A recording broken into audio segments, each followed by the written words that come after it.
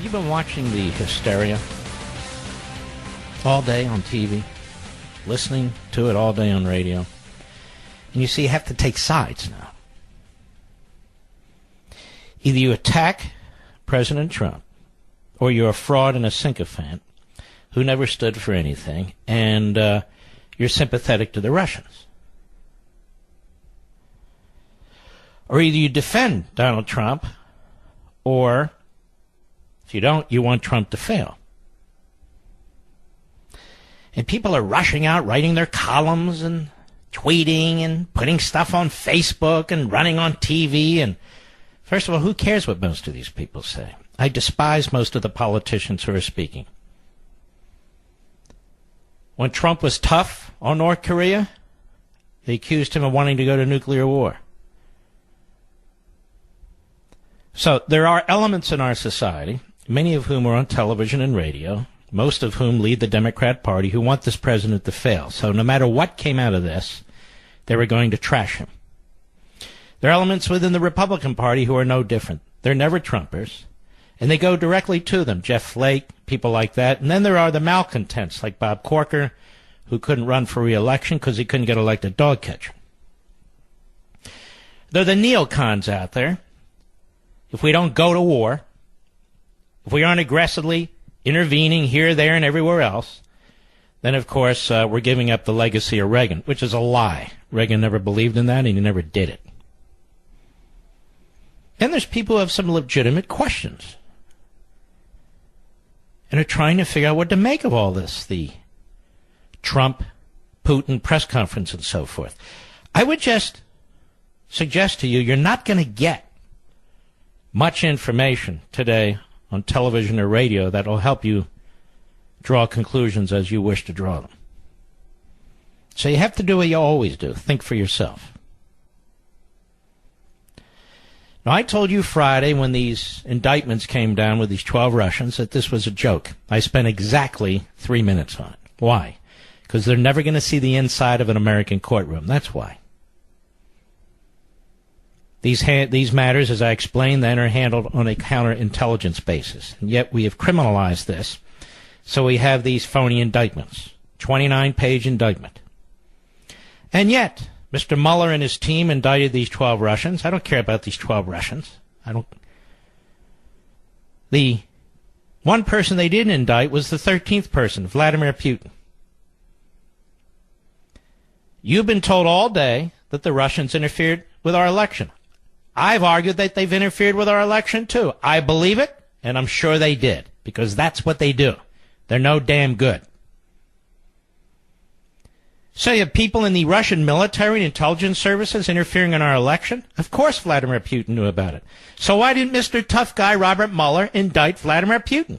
Why aren't the Democrats today, who are howling like a bunch of coyotes, why aren't they insisting that Mueller should have indicted Putin? Why isn't Trey Gowdy back to his old games? Why isn't he yelling that Mueller should have indicted Putin? Or Jeff Flake, or any of the rest of them? All the tough guys, all the neocons. Why aren't they saying it? Because they like Mueller. Because they want him to take out Trump. That's why. Let's be honest. So I have this joke, the indictment of these 12 Russians, which adds up to nothing. Nothing will ever happen to them. Zero. And yet we're told Putin interfered with our election. Yet, Mr. Rosenstein's not doing a damn thing about it.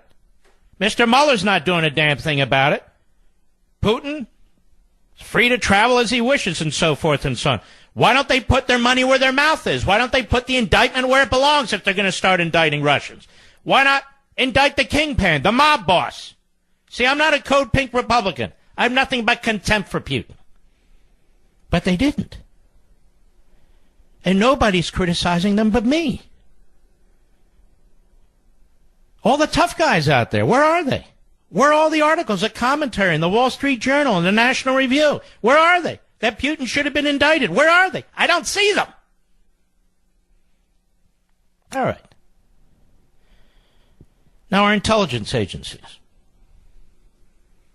The question that was put to the President of the United States was an inappropriate question. He's standing there with the leader of another country. And the media are out to play games constantly to put him on the spot. Now, they interfere with the election. Do you believe your intelligence agencies or do you believe Mr. Putin? Now, we've been told day in and day out that our intelligence agencies cannot be trusted, that they lied to get us into the war in Iraq. Right? It goes all the way back to the 70s, really, with the Church Committee and the CIA. But all of a sudden, the liberals love our intelligence agencies. Why? Because one of them was headed by a former communist who is a nasty, incompetent buffoon by the name of John Brennan. And the Russians interfering in our election. And I'm the one who pointed it out first, and I'll point it out over and over again. When did the Russians interfere with the 2016 election? In 2016? Who was president of the United States? Barack Obama. Who was the head of the CIA? John Brennan.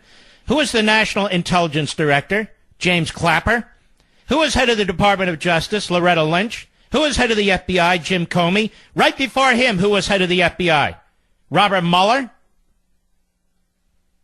How is it that after all this time, 2 years, the Russians are interfering with our election, and I believe it, and I know it to be true.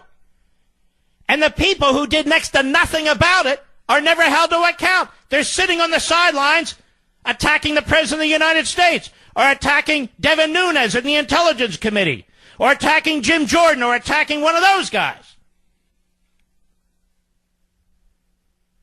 The Trump campaign is the victim. Now, how do we know that? Because after 2 damn years, there have been no charges based on collusion with the Russians. And they refuse to investigate Obama and his crowd when it comes to collusion with the Russians. So we need to get all this on the table. Now, let me tell you something. If I wanted to be loved by the media today, I would do what some of these conservatives, so-called, are doing today. I'd run to my keyboard and trash the president and claim that I have a higher moral authority. That's how they make their cred. You know, that guy, he might be a winger, but he really is. He's balanced, he's solid, but he calls him as he sees him. She does a good job, too. She does the... No, they don't. They position themselves. They want publicity. They want attention by the New York Times and the Washington Post. I know who they are. I know what they do. I've seen it my entire career. And you know what? They're going to be flashes in the pan when they keep this up. What's required today is a sober analysis of what's taking place. Sober reasoning. I don't agree with everything the president said today. I also don't believe it's the end of the world. I'll tell you why. Because he has said things that I don't agree with respect to Red China. He's been 100 times tougher on Red China than Obama ever was. He's 100 times tougher on Red China than George W. Bush ever was. He's 100 times tougher on China than the Democrat Party or the media want him to be. And yet he'll say things like, Xi is my friend, and I get along with this guy, and blah, blah, blah. North Korea. We still have nuclear subs off of North Korea. We still have aircraft carrier, a fleet, more than a fleet, 3 fleets off of North Korea. So the president said some things during the press conference that people didn't like. I didn't much care for. But he didn't withdraw our military. He didn't withdraw our military. They're still there. He's done more on North Korea than the last 5 presidents combined, as far as I'm concerned. They gave up their ship. What the hell? North Korea has nukes. Why do you think they have nukes? Because every president in recent history, before the current president, made it possible for them to have nukes. They were all snookered, one after another.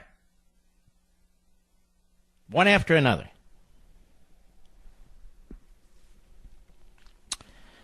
Now, I said to my wife when I was listening to all this, you know what's funny about all this? We do not have the foggiest idea what was discussed during those 2 hours between these two men.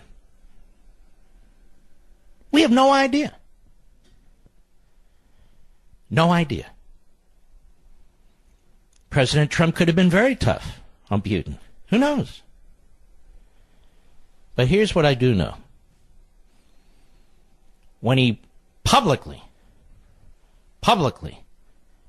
condemned NATO for failing to spend the amount of money that's necessary to spend to defend Europe and defend the United States, he was trashed for that.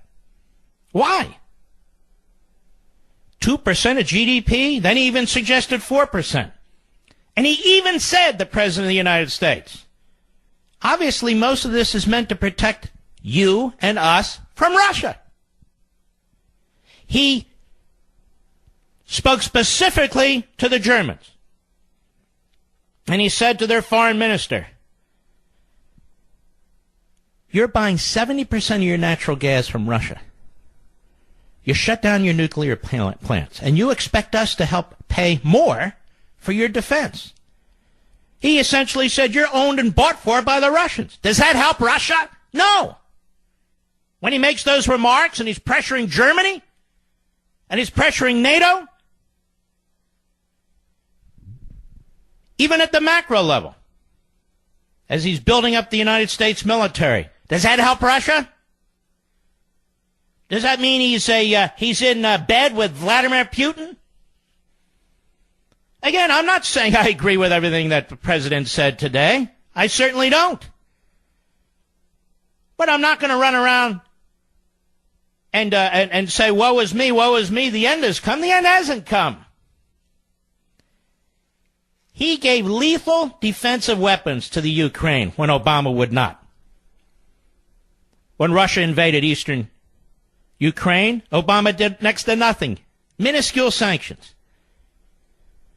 The sanctions Trump has put in place are 10 times more powerful than Barack Obama ever did. He's returning United States armor to Germany. He's forward deployed brigades to the Baltics, which are constantly being threatened by Putin. He's not only strengthening NATO, he's expanding NATO to the chagrin of the quote-unquote anti-globalists out there. He's lifted the ban on exporting oil, so some of these European countries will rely less on Russia. He's confronted Russia in Syria. Obama drew a red line. Trump didn't even draw a red line. He just said, cut it out. And they wouldn't cut it out. And as you know, on 2 occasions, he's acted militarily. And Trump hasn't done a single thing to stop the investigation of Robert Mueller, despite all the attacks on the man. That is on Trump. He hasn't done a thing. And he could. But he hasn't. Not a thing. And so what happens is those in the media, those in the quasi-media, those trying to draw attention to themselves know that the president is not the most articulate spokesman for his own policies. And so they jump on his tweets, they jump on his statements, they pretend he hasn't taken these actions, they provide no context whatsoever, none. And now everybody's in a fury.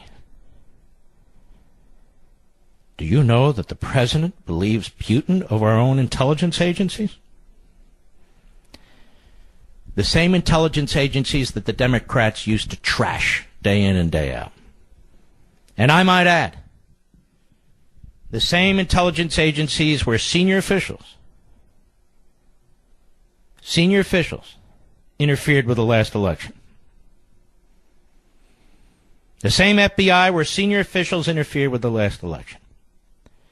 Many of the voices you hear today, you don't trust the intelligence agencies, have no qualms whatsoever with the fact that the Obama administration interfered with the last election. None. None. Of this, there is no question.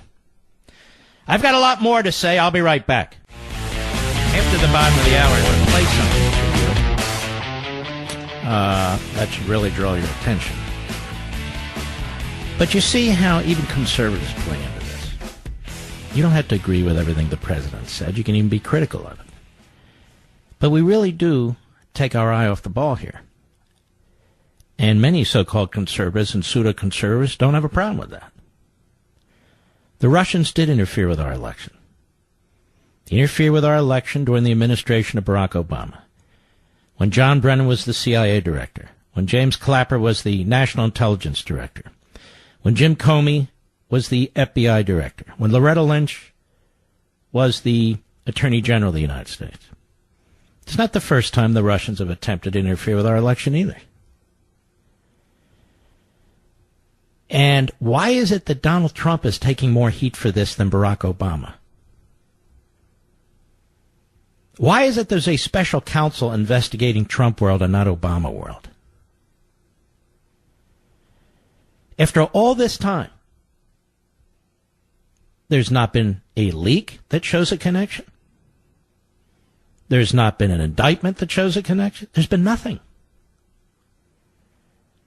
Why is it said that Trump is weak on Russia when Trump is 10 times tougher on Russia than Obama ever was? Because of things that Trump said? Well, you want to hear something that was said just a couple of years ago by Barack Obama that did not reach the point, apparently, where Corker and Flake and the networks and the cable shows and so forth were much offended at all? Stay with me. I'll play it for you. We'll be right back. Now, I understand there'll be those out there who say, look, we're focused on Trump.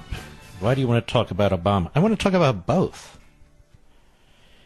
Because the hypocrisy, in fact, the bald-faced lying is so obvious that you have to talk in context.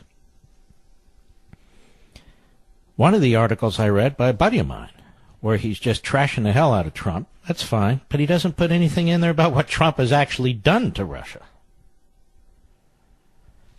which is far and away more than Obama ever did. Now, can you imagine Donald Trump standing up there at a press conference with Putin and just giving him a tongue lashing? I got it. Tongue lashing? Why would he have gone to Helsinki to do that? You can do that over the phone. And then the Democrats would be saying what a foreign policy illiterate Donald Trump is. See, he could never win with the Democrats. He can never win with the never-Trumpers either. They're always sitting there with their traps. And, of course, with the neocons. Can't win with them either. And the neocons have nothing to do with a traditional Reagan approach to foreign policy and defense. Nothing. They're excessive, in my humble opinion.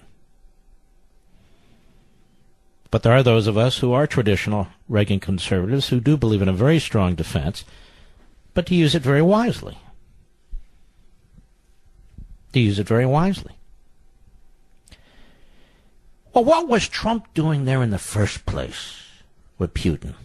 I don't know. Why did Nixon go to China and stand with Mao, who killed 50 million people? Why did Barack Obama go to Cuba and stand there with Raul Castro? And he was celebrated for it. Why did Margaret Thatcher meet with Gorbachev? They didn't know much about Gorbachev and then suggest that Reagan do the same thing. The meetings in and of themselves are not controversial, are they? But some people want to make them controversial. That is, the meeting with Putin and Trump. Now, I have gotten behind this microphone for many, many years and condemned Putin. He's been in power, I think, 18 years, something like that. And the regime over there, warning people. This is not our friend, he's our enemy. And he is our enemy. And the president knows he's our enemy. That's why he's not capitulated. Putin was interfering with our election. Why hasn't Robert Mueller indicted him? Why hasn't Rod Rosenstein insisted that he be indicted? Why have the Democrats insisted that he be indicted? Why hasn't Bob Corker or Jeff Flake insisted he even be indicted? Are they serious about Russian interference in our election? No, they're not. Which is why they do a whole cover-up for the Obama administration's interference in our election. But lest we forget, December 2017, shortly before Donald Trump was to take office, Barack Milhouse, well, I'll leave it at that. Barack Milhouse Obama spoke to the press, and this issue came up about Russian interference in our election. Cut 21, Mr. Producer. Go ahead. Based on uniform intelligence assessments, the Russians were responsible for hacking the DNC, and that as a consequence, it is important for us to review all elements of that and make sure that we are preventing that kind of interference through cyber attacks in the future. That should be a bipartisan issue. That shouldn't be a partisan issue. And my hope is that the president-elect is going to similarly be concerned with making sure that we don't have potential foreign influence in our election process. In early September, when I saw President Putin in China, I felt that the most effective way to ensure that that didn't happen was to talk to him directly and tell him to cut it out, and there were going to be some serious consequences. Whoa. Stop there, Mr. Producer. So he told Putin to cut it out because Putin was interfering in our election.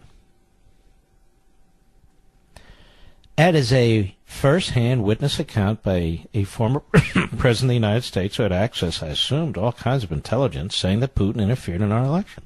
And he told him to cut it out. Cut it out. And yet Mr. Mueller has not indicted Mr. Putin because he's a coward. Democrats have not urged Mr. Mueller to indict Mr. Putin because they're frauds, like many of the never-Trumpers and the neocons. They'll take it to a point, but they won't take it to its logical point. Go ahead. And in fact, we did not see further tampering of the election process, but the leaks through WikiLeaks had already occurred. Our goal continues to be to send a clear message to Russia or others not to do this to us, because we can do stuff to you. But it is also important for us to do that in a thoughtful, methodical way. Some of it we do publicly. Some of it we will do in a way that they know, but not everybody will. Oh, I see. So at a press conference like, you wouldn't say anything about it then? Did he say anything about it at a press conference? Did he say anything about it at a press conference with Putin or in a public showing with Putin? No, he didn't. And that was real time it was going on. It's going on in real time. So now they're asking the president after the fact, that is Trump, why didn't you raise Putin interfering with our election when Obama was president? And as you just heard him say, he chose not to do a hell of a lot about it. Certainly not publicly. But Trump, he, standing there at a press conference next to Putin, should have reamed out Putin where Obama would not and said, that's not particularly effective. Is there a reason why that clip is not being played all over cable TV tonight? Is there a reason why that clip is not being played on network TV tonight? Yes. Because context is everything.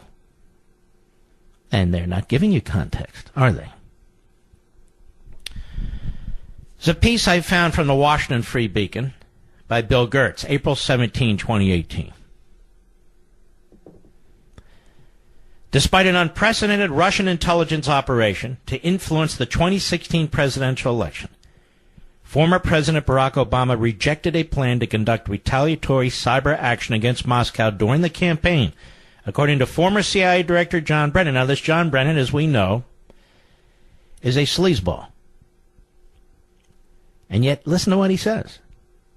Brennan disclosed Sunday that Obama opposed a plan to carry out a cyber event against the Russians because the former president feared the action would lead to more aggressive interference by Moscow. He said there was consideration about rattling their cages with some type of cyber event, Brennan said during remarks to a journalism conference at the University of California, Berkeley. I don't believe there were any protests against him speaking there. But based on Obama's fears, the planned cyber action was shelved in favor of issuing vague warnings to Russian officials. Brennan did not elaborate on the cyber retaliation plan. He said President Obama was the ultimate decision maker on that, in responding about a lack of response. The former CIA director defended the Obama administration's handling of what is widely viewed as a significant counterintelligence failure during the presidential election. After the election, Obama ordered the expulsion of 35 Russian intelligence officers. Both the FBI and CIA are charged with conducting counterintelligence, detecting and thwarting hostile intelligence operations. Both agencies failed to halt the Russians in 2016, either in the United States or abroad. U.S. officials have said the targeting of U.S. and foreign elections by Russia is continuing. Notice Obama said it had ended in September 2016, and he was speaking in December 2017. It had not. President Trump in February criticized his predecessor in a tweet for failing to act. That is February 2018, if you can believe it. Why didn't Obama do something about the meddling? Why aren't Dem crimes under investigation? Ask Jeff Sessions, he tweeted. This is something I've been raising for some time on Hannity, on my own shows. Now, the disclosure that Obama scrapped a cyber plan to retaliate against Moscow for election interference comes as a former senior counterintelligence official, Michelle Van Cleve, revealed in congressional testimony last week that the Obama administration weakened American counterintelligence programs by downgrading a top counter-spy office. Brennan said he had great confidence the Russian influence operation was authorized and directed by President of Russia, Vladimir Putin, a former KGB intelligence officer. The Russian intelligence service also know what the mission is, he's quoted here, know what their capabilities are, and will apply them to issues that are of interest to Russian national security, he said. Brennan called the meddling unprecedented in terms of its scope and intensity and made full use of the digital domain. This is going on while he's the CIA director. And so we have multiple reports, and we have over time, that Barack Obama gave a stand-down order. The first indications of Russian interference were spotted in late 2015 and early 2016, and the operation was mentioned in press reports in the spring of 2016. By the summer of 2016, the operations were confirmed, Brennan said. Obama also made clear to the CIA that he did not want the agency doing anything, quote, in reality or in perception, unquote, that would have advanced the Russian disinformation and propaganda campaign. Quote, we were really trying to strike the right balance between doing everything we could to prevent and thwart, as well as to uncover and understand what the Russians were doing, without doing anything that would almost advance their interests in trying to disrupt our election. Very careful. In the middle of the election, Putin and his henchmen are interfering in the election. They have the goods. They have the DNA. They have the fingerprints. They're interfering. And Obama's silent. Doesn't say a thing. Not a word. Doesn't say anything. He pulled Putin aside in September in China and told him to cut it out, quote unquote. And Donald Trump, who was not president at the time, by God, you should have stood up there today and said, hey, Putin, look what you did. Look what you did. Admit it now. I got the cuffs in my back pocket, and I'm going to cuff you and drag you off the damn stage. Is this a joke? It sounds like a joke. I'll be right back. You know, when you look at Trump's policies towards Iran,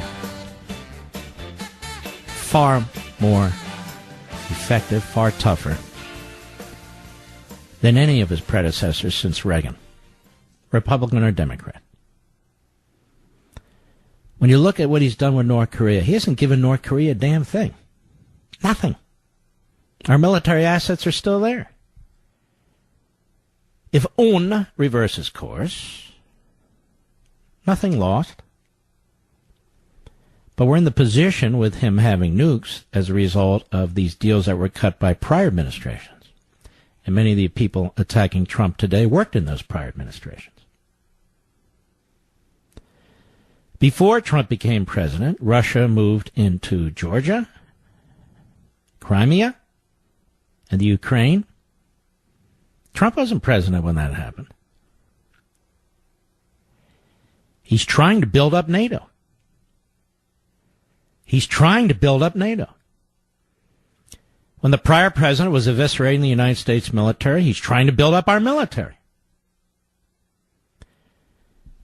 So I understand that people want to get all worked up, or people do get all worked up when the president makes statements, like some of the statements he made today, but it's not the end of the world. Step back. He's much more serious about national security and building up our defense and protecting our country than the prior administration was on its best day. And in many respects, he's been more effective than either the Bush administrations. And certainly more than the Clinton administration that helped arm the Chinese. And to watch these Democrats parade across the street, now that's pretty disgustingly hilarious, isn't it? So, people like to position themselves, they like to label themselves. I'm not into that. I'm not into that.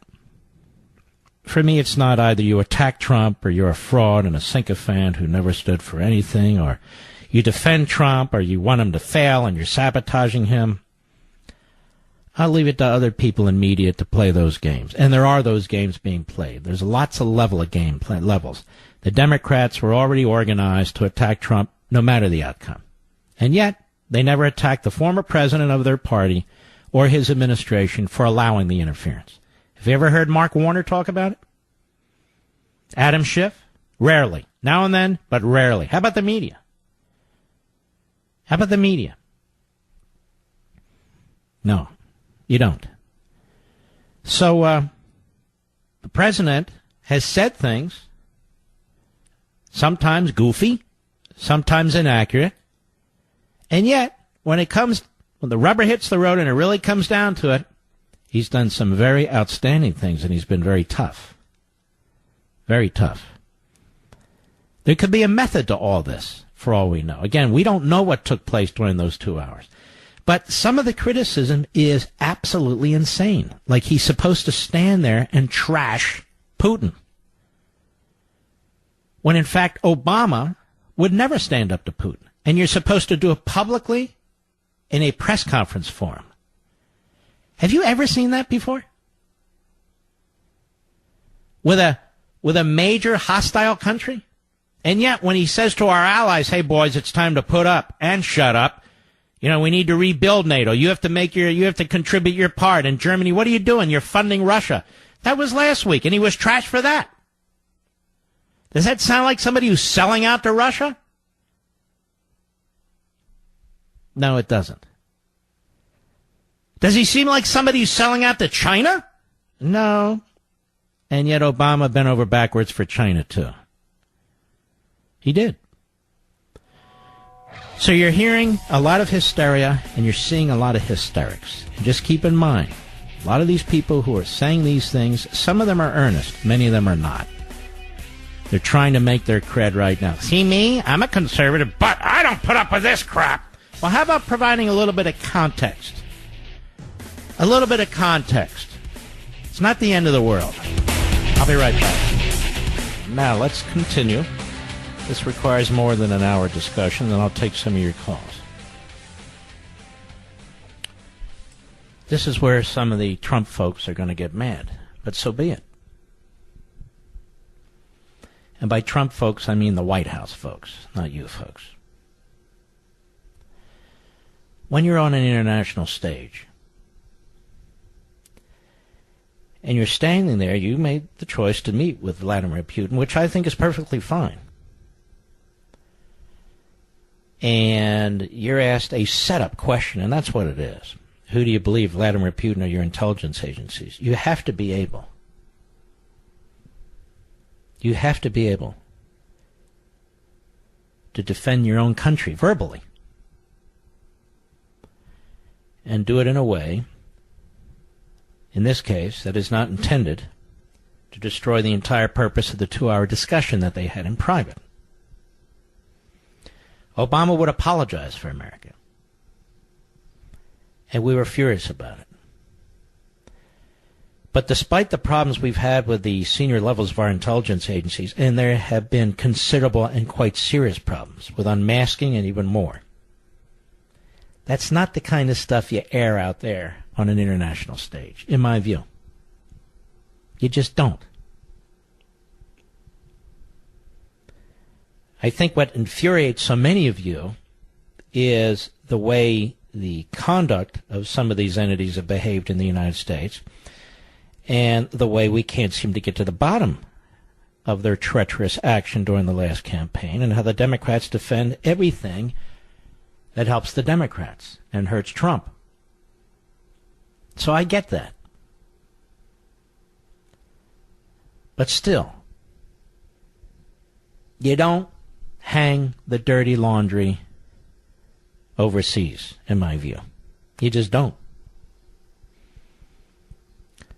And this is the reason some people are criticizing the president, but some people who are attacking the president most viciously attack him no matter what. And that's another thing that infuriates many of you. And I understand that. I also believe the President of the United States believes, rightly so, that he's been a victim of what is, in my view, if not the greatest scandal, one of the greatest scandals in American political history. And it involved the senior level of the FBI, and it involves senior levels of intelligence agencies. So he's furious about it, and I don't blame him. But you still really shouldn't do that overseas, in my view, particularly when you're standing next to Putin. So you don't need to bash Putin's brains in, but you don't need to bend over backwards either. I'm not trying to walk a fine line. I'm just saying this is, to me, the way you handle a situation like this. And, of course, the reporters there are always trying to do the gotcha, and the gotcha, and the gotcha. But we have some very interesting calls here. I don't normally jump into the calls this early, but I think they're interesting. I think there's a lot we can conclude from some of these calls, who say a number of things I say, and as well as a number of things I wouldn't say. So let's take a look. Russ, Savannah, Georgia, the great WTKS. Go. Hello, Dave. Just an observation. No, my name is Mark, not Dave. Sorry. I better get off on a better foot here. Okay, Mark. An observation, and that inadvertent, probably, but Trump may have played a masterstroke and played the people on this side of the pond and getting everybody upset and in arms because he is playing... Let me help you, Russ. The president's already stepping back a little bit with a recent tweet. So it's not a masterstroke. He's trying to address it. Like I said, inadvertent. I'm not too sure it was intentional or not. But he's in a position now where he can go back to Putin and say, hey, this mob on the other side of the water is like Frankenstein. They're up in arms. They don't like... No, he shouldn't do that to Putin. Putin is the enemy. And you don't start consorting with or buddy with the enemy. You know, this mob on this side of as I tried to say in my last comment, we may have our differences here, and unlike the left and the Democrats, Alger Hiss, Ted Kennedy, Alan Cranston, many of you might remember, or those who went off to Iraq, and those like Pelosi who went and met the president of Syria, and others who met the president of Nicaragua. And so we don't use our enemies overseas as a way of bashing our adversaries here at home.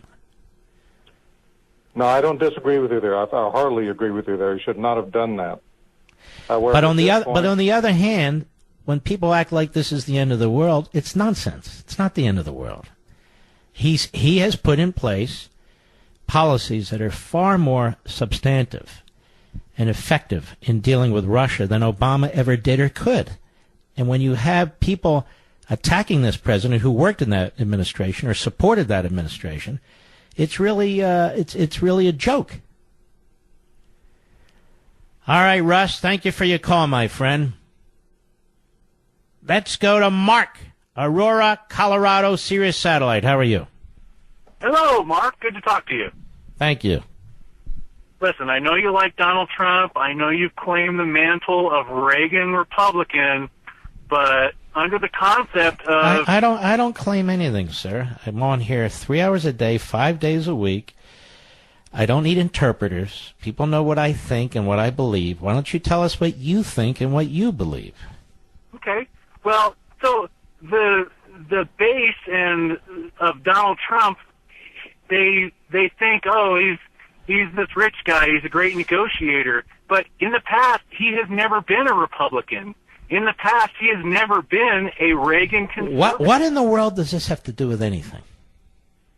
Because it's the way that whatever he does gets supported, and we I know, but we're having a discussion now about this. What does what you are saying have anything to do with anything?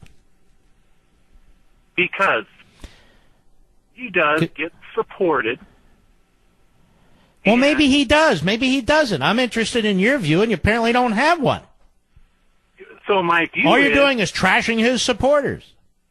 He has never been a Reagan Republican. Fine. So what? Is he a Bush Republican? No, he's a Trump Republican. We're talking about what actually took place. So what are your comments on what took place? Okay. So, I mean, you keep going. All right, get out of here. You're monotonous. You're going to attack me, going to attack millions of people. I ask you your opinion on what took place. You take the mantle of this and these other guys here.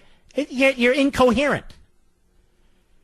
There's plenty of shows that would string you along because you're incoherent. They think it's entertaining. I don't spend time with fools. Jerry, Oshkosh, Wisconsin, the great WSAU. Go. Hi, Mark. Thank you for taking my call, and God bless you for all you're trying to do to save the country. Well, okay, my opinion of this whole garbage, farce, whatever you want to call it, is very simple, sir. I'm almost your dad's age. I'm 92. Wow. And I'm not senile yet. No, not at all. I've been around the block, and I've seen farces like this, but not as bad as this one is. The Democrats and the elite of our big, most important intelligence agencies, our FBI and our CIA, are conspiring, because that's what I'm calling it, not collusion. I don't think it's collusion at all. I think it's a conspiracy. To do what? To tackle Mr. Trump, and what they want to do, of course, is impeach him, get him the hell out of there, because they don't want him to drain the swamp, and so they're going to lose their power and their jobs. And he's certainly heading in the right direction, in my way of thinking. All right, Jerry, I appreciate your call. Kathy, Scranton, Pennsylvania. Well, Kathy, you can't be listening on WMAL in Scranton, Pennsylvania, can you? WTRW. All right, what? I can't hear. WTRW. WTRW, go ahead. Okay, if Brennan, the director of the CIA at the time Obama was leaving office in December 2016, was so concerned... Hello? Go ahead. If he was so concerned, why didn't he do anything about it while he was CIA director? I'm with you, kid, and I keep saying the same thing. I want to give a thought that I heard him say, Mr. Trump, our great president, say in his speech, he said, I would rather take a political risk in pursuit of peace rather than risk peace in pursuit of politics. Now, is that Churchill to you? Because he's starting to sound more Churchill. It's not really Churchill to me, no. I mean, he's getting better at it. It's a good phrase, and I liked it. That bust back from London, the Churchill bust, Obama threw it out of the Oval Office right. and gave it to London back, and now we'd like to have it back again. Is that possible? All right, ma'am. Thank you for your call. All right, let's continue here. Let's see who else is out here. Let us go to Mike, Charlotte, South Carolina. Mark Levin app. Go ahead. Mark, I have not heard it laid out ever the way you just laid it out. And thank you, Counselor. It was phenomenal. Well, thank you. I believe we have lost the art of watching what people do as opposed to what they say. Trump says one thing, and it seems to be diametrically opposed to what he does in fact. Compare Obama to it. He said one thing, and it sounded phenomenal, but he did the exact opposite. Mm-hmm. We need to watch the actions. This president is ultra-conservative. No. He's not ultra-conservative. I've met with him. He would never agree that he's ultra-conservative. But he is quite conservative. except when it comes to trade, in my view. But he is quite conservative. His foreign policy has been excellent, certainly up to now. It's been excellent. And like I say, I know people are all worked up about the things he said and so forth and so on. But there's no question that he's tougher on Russia and will be tougher on Russia than Obama and, quite frankly, than George W. Bush, as far as I'm concerned. Agree 100% because his actions, again, speak for themselves. He's reinstated the sanctions, and Putin... No, he did better than that. On Russia, he upped the sanctions. Oh. Look, he's given significant weaponry to Ukraine. Obama wouldn't do that. He doesn't get credit for the things that he does.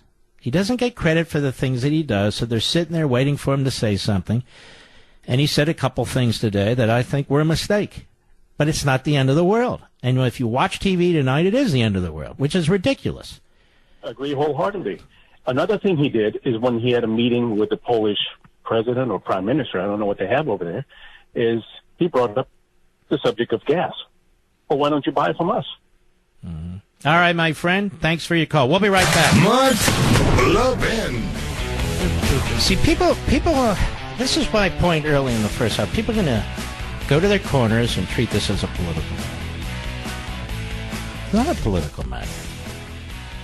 Just be reasonable in the way you think about these things. The president made a few comments that I thought were kind of ridiculous, but he's also taken real effective action against Russia that are crucially important, that Obama never took or would take. Moreover, the president is the victim of interference in the last campaign by the Obama administration. So he's very skeptical of these entities that he believes, and in many cases rightly so, sought to thwart his election. And to watch all this hypercriticism and frenzied, phony reporting and pseudo-conservatives just flipping upside down all around over this like this, my God, we've never seen anything like this, is really absurd. Absolutely absurd. Shouldn't lose any sleep over this. All right, let's see here. Let's go to, I'm looking. Let us go to Barney, Carbondale, Pennsylvania, the great WTRW. Go. Hello. Hello. Mark Levin, I just wanted to tell you that it's a privilege to talk to you. I'm a first-time caller. I usually don't call these shows, but I wanted to just jump in on this. Go for it, baby. Well, I was comparing what the media is doing to the president with this and the last several years to the actual yellow journalism, William Randolph Hearst, and so on and so forth. Those guys, and Mr. Pulitzer himself, actually inflaming and pretty much pushing American opinion into the Spanish-American War that far back. And in my opinion, we should be calling them for what they are, and I think you're the guy to do it. You're the guy to call them out on the carpet, these yellow journalists. Well, I've been using this phrase pseudo-journalism, pseudo-report. Did you hear my show last week or the week before where I spent almost 3 hours on this? Yes, I have to miss 2 days a week because I have to go to work. All right, but my point is I can't do it all over again if somebody misses the show. You understand what I mean? No, but I meant we keep using pseudo-journalism. Well, you can use yellow journalism at the dinner table. I'll use the phrase that I choose to use because I think it's more accurate. People don't know what yellow journalism means. They do know what pseudo-journalism means. And so I'll use the phrase I want to use, and you'll use the phrase you want to use. Oh, yeah, I respect that. I sure do. Thanks for your call. The hell's going on here? What is going on here? Dave, Chicago, Illinois, on the Mark Levin app. Let's step it up, Dave. Go ahead. Oh, my gosh, Mark, it's such an honor to talk to you. Oh, my gosh, I voted for you all times. Thank you. Congratulations on Whoa. How many times? I voted for you every single time I could. Boy, and you definitely are a Chicago guy. Thank you very much. I appreciate it. I love your show, but let me tell you something. I am so aggravated with the left right now. Trump is doing everything that he promised to do. I mean, what else do they expect from him? I mean, all right. Let's focus. The discussion right now is what took place in Helsinki. Do you have any thoughts about that? Yes, I do. Go ahead. I don't agree with everything that he said. I think that he should have stepped it up a little bit more and defended. But you know something? What do we know about what was said behind closed doors? I already said we have no idea. And you know what's interesting? Nobody even brings that up on these different shows. They have no idea what was said, and for the left, they don't care what was said. They've been selling out to the Russians since the Russian Revolution, and for the Trump haters, they don't care what was said either. Go ahead. Obama knew what was going on for 8 years. He knew. Darn right. Well, knew what? Putin was what Putin no, was he doing. knew. He knew since at least 2015, but that's long enough, isn't it? Yes, it is long enough. Why and let me ask you this question. Maybe Obama couldn't do anything because he was doing the same thing to the Israelis and Netanyahu in their election. You ever think of that? Yes, that's exactly a great point. Thank you very much for bringing that up. I couldn't agree with you 100% more. I tell you. All right, Dave. Take care, buddy. We got to go. I'll be right back. What I am watching during the breaks, even on our favorite cable network, is truly astounding. Okay, you're criticizing the president and some of the things he said today. But you provide no perspective. You can do that, but why don't you at least talk about some of the things he's done? Some of the things that he's done with respect to Russia. Why aren't they doing that? And provide some context. Okay, maybe he shouldn't have said that. Maybe this was a misstep. But let's keep in mind, he did do this, and he did do this. When Obama would go overseas and apologize, he meant it because it was an ideological matter for him. Nobody believes that with Trump.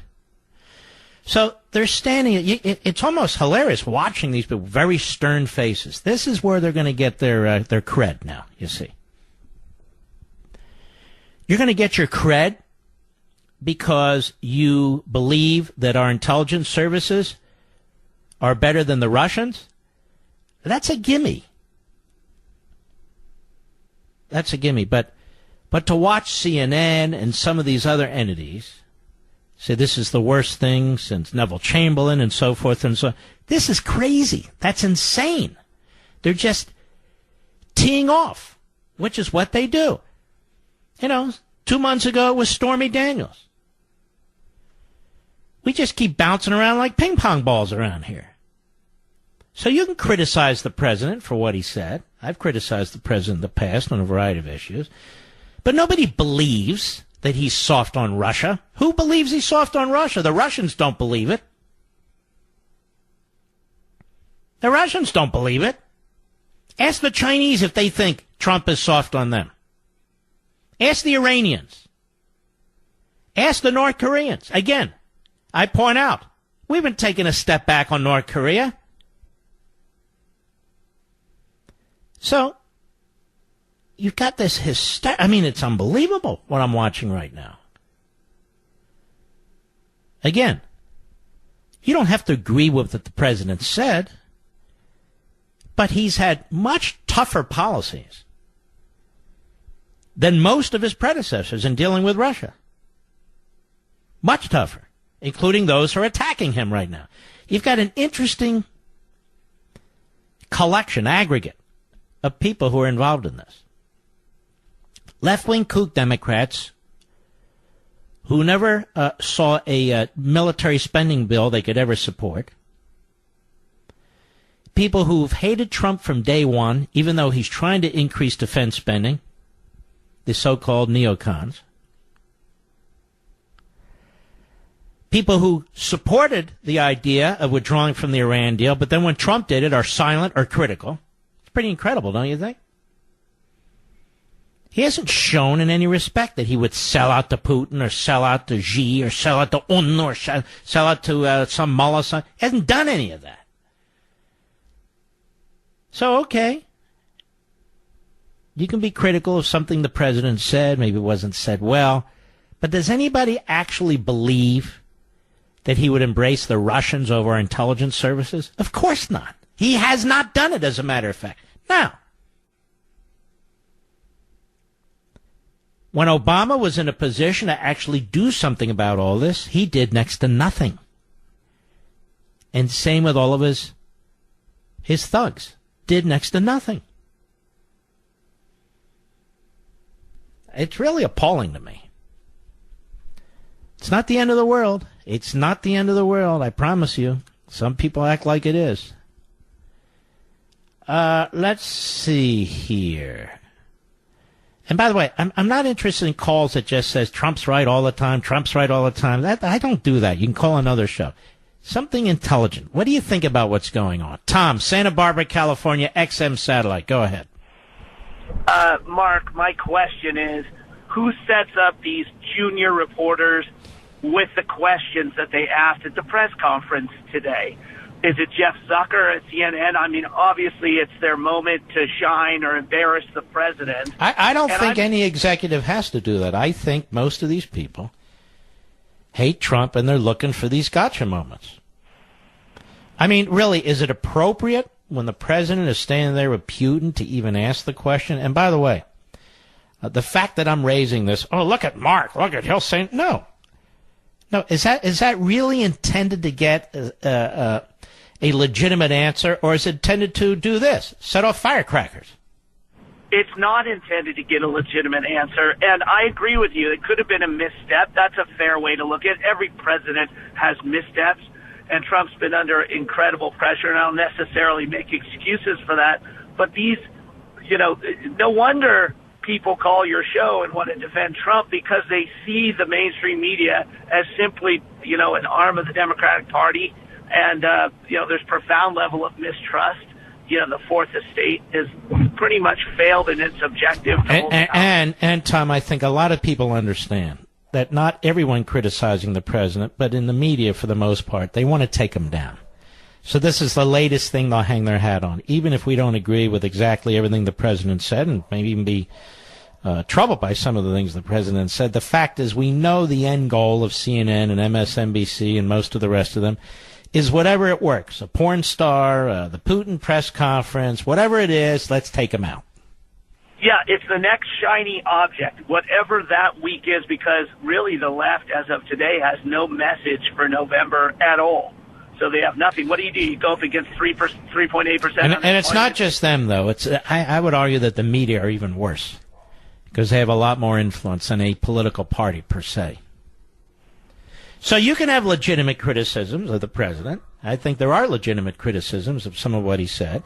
But why don't you give it a little bit of background, a little bit of context, and say the next thing out of your mouth can say, even though, he did not defend the intelligence agencies, on the other hand, what he has done in the past is he's done this with Russia, this with Russia, this with Russia.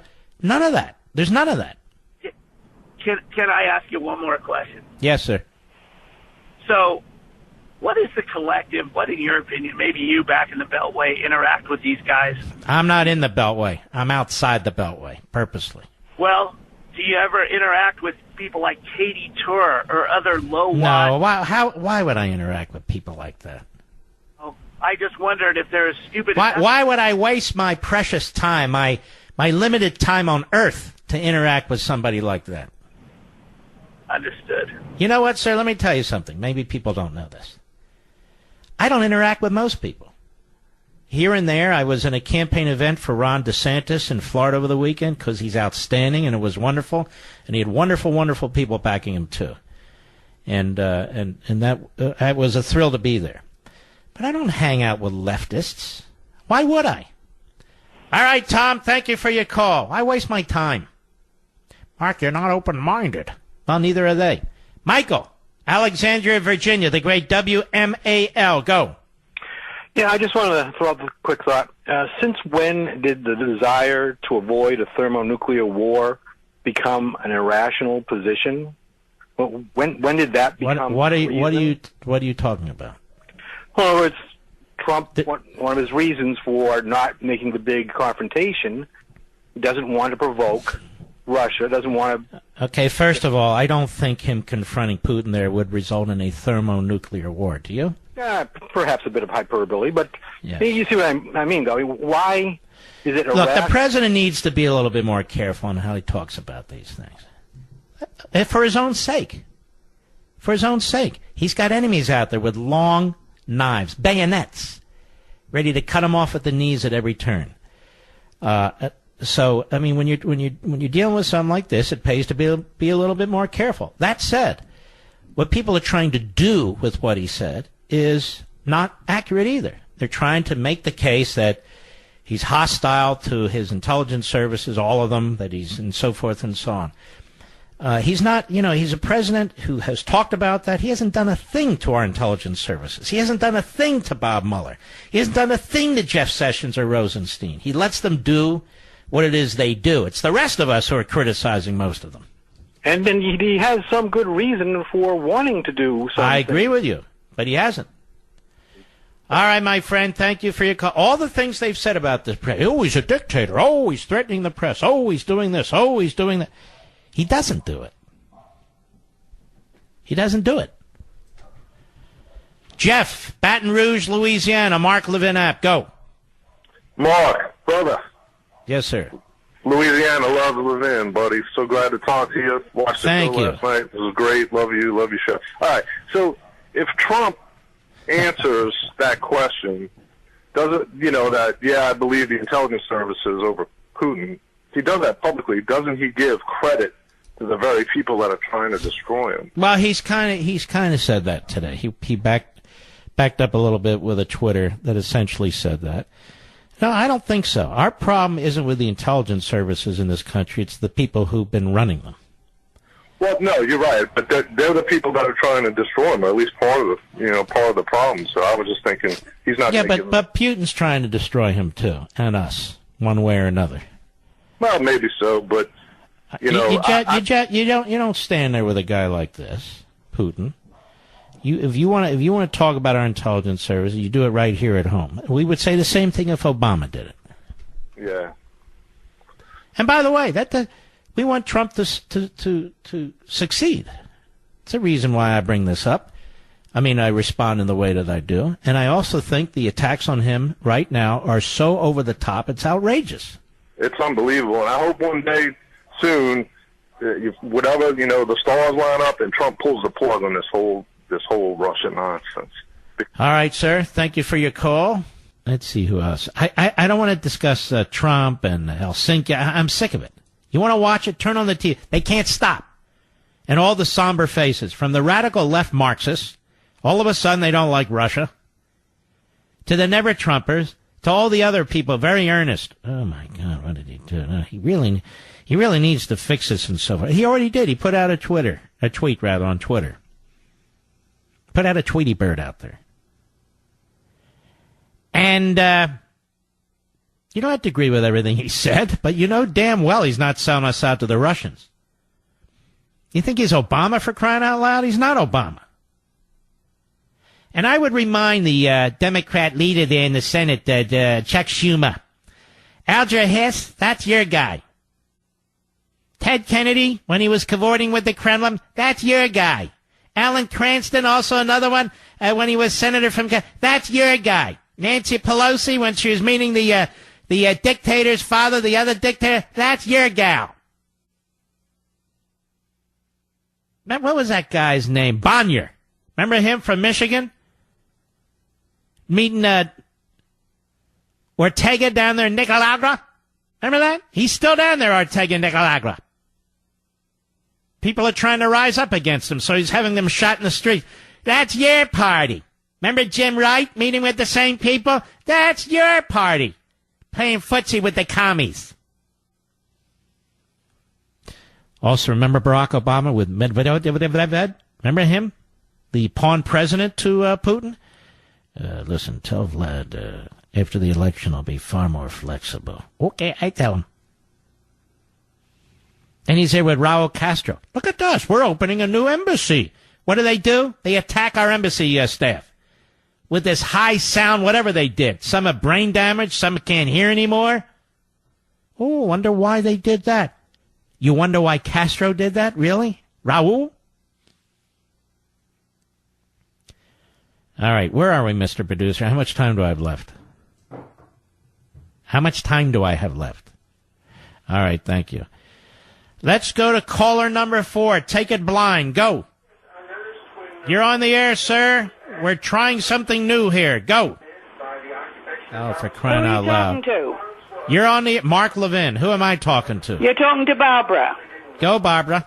No, he's talking already to someone Barbara, else. please speak now or forever hold yourself. I'm wondering about all these morons who are busy criticizing Mr. Trump. What do they think? He walks on water? He doesn't get his ankles wet once in a while? The same as we all do. I am so fed up with all these people complaining it's not even true. Well, you better shut the TV tonight then. Even own a TV. I'm You a don't? radio listener. I don't own a TV. That's how that one goes. So you're hearing these people on radio then? That's all I do is listen to Mark Levin on the radio. That's it. Well, Nothing else. I can't say I blame you. I love that. All right, my friend. I appreciate it, Barbara.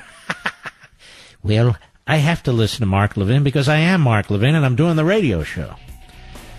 Well, it's good to be back this Monday, ladies and gentlemen.